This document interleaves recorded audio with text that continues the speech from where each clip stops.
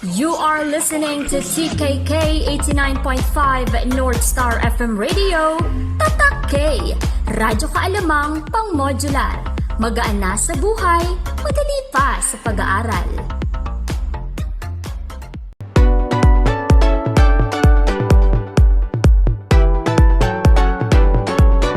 Hello, grade 5 learners.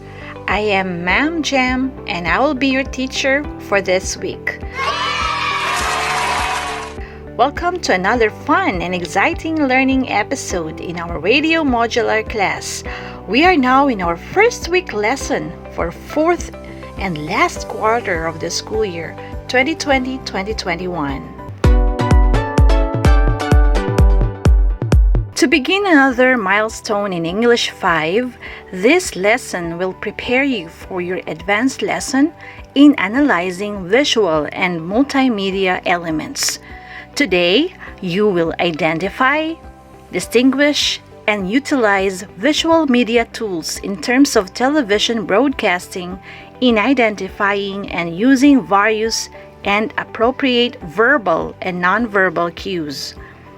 In this lesson, you are expected to use verbal and nonverbal cues in a TV broadcast, and you are also expected to infer target audience and infer purposes of the visual media. Whenever you watch TV for news broadcast, what do you observe about the presenters or broadcasters? Do they make you understand the news clearly and effectively? Yes, ma'am. Why?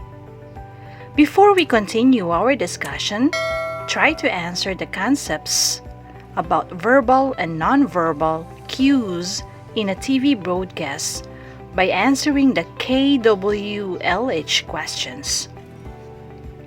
K for what do I know? W for what do I want to know? L for what have I learned? And H for how can I learn more?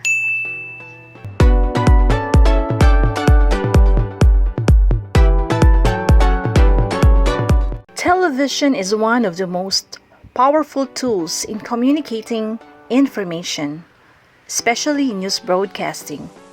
TV news broadcast is considered the most frequent and trusted source of information. Communication is simply the act of transferring information from one place to another.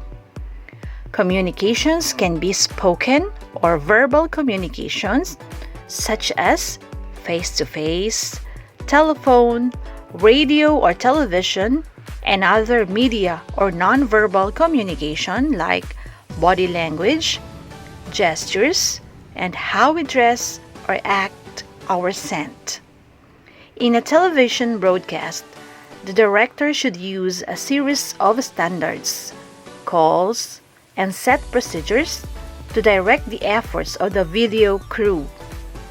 A consistency of protocol allows the crew to anticipate their responsibilities by following SOP or Standard Operating Procedures with clearly defined and universally understood jargon. There are verbal and nonverbal cues used in a television broadcast, and these are the following: stand by, speed up, okay, stretch or slow down, keep talking on time, cue, come closer, go back, 30 seconds, 15 seconds, 4 minutes countdown, you are in camera, cut.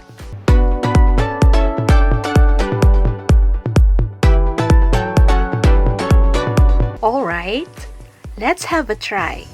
Tell me what appropriate verbal or nonverbal cues used in the following television broadcast situations that I am going to read. Are you ready? Yes, ma'am. Let's start. Number 1. The director signals the anchor to look at the camera.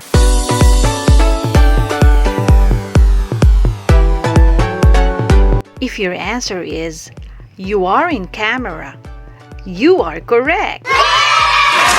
Number 2. The director wants everybody in the set to stand by in 1 minute. What is your answer? If your answer is stand by, then you are right. Number 3. The director signals to stand by in 30 seconds.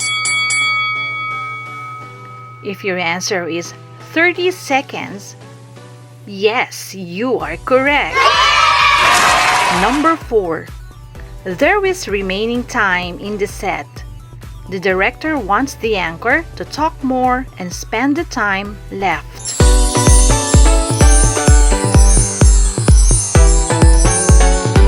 Keep talking. Yes, you are right. And number 5. This means over. Cut the show and it is finished. What appropriate verbal cues used in that situation? You are correct if your answer is cut. Good job! You did well today. Very good.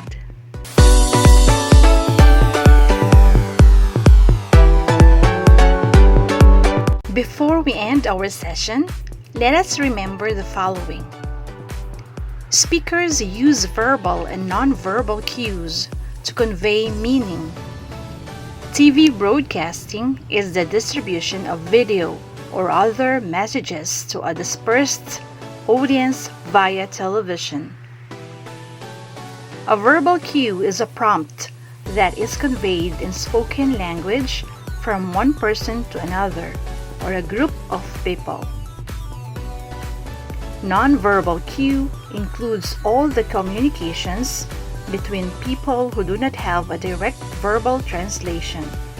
They are body movements, body orientations, nuances of the voice, facial expressions, details of the dress, and choice and movements of objects that communicate. In TV broadcasting, verbal and non-verbal cues are used.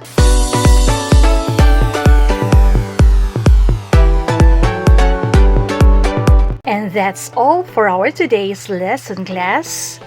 You may start answering your learning tasks from your LIEP, module, or LAS provided to you.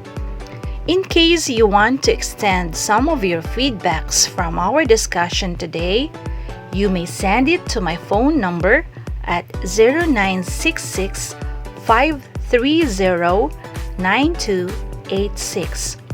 Again, it's 0966 530 9286.